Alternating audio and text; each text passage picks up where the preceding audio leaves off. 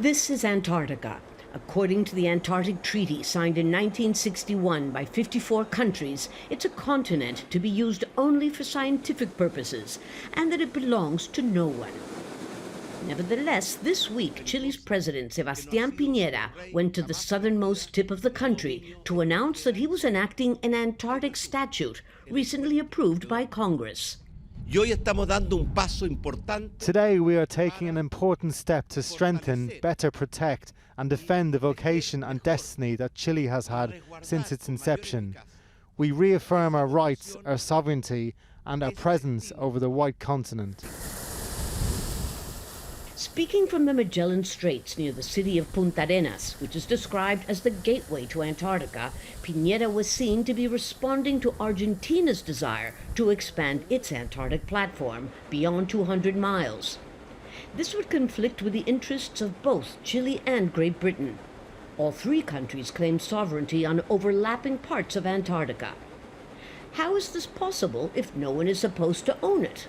Para decirlo en términos simples, to put it simply, Chile, Argentina, Australia, New Zealand, the UK and France accepted to put their claims on ice, as it were, but they have never renounced their claims of sovereignty when they signed the Antarctic Treaty, and so far there's been no problem.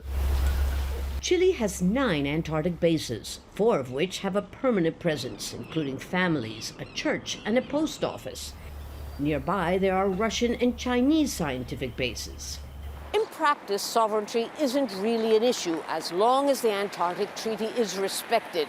But many countries, not just Chile, want to demonstrate that they were there first as a kind of colonization, just in case things should change. There is this notion that it is a full continent of resources that could eventually be exploded. And so if one day, finally, the treaty is broken, you would have the opportunity to actually, take your part. For now, conflicting claims are limited to diplomatic spats. Paradoxically, Chile and Argentina are cooperating to convince signatories to form a marine protected area around the Antarctic Peninsula.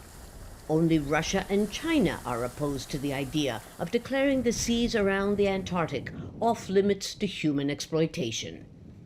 Lucia, Newman, Jazeera, Santiago.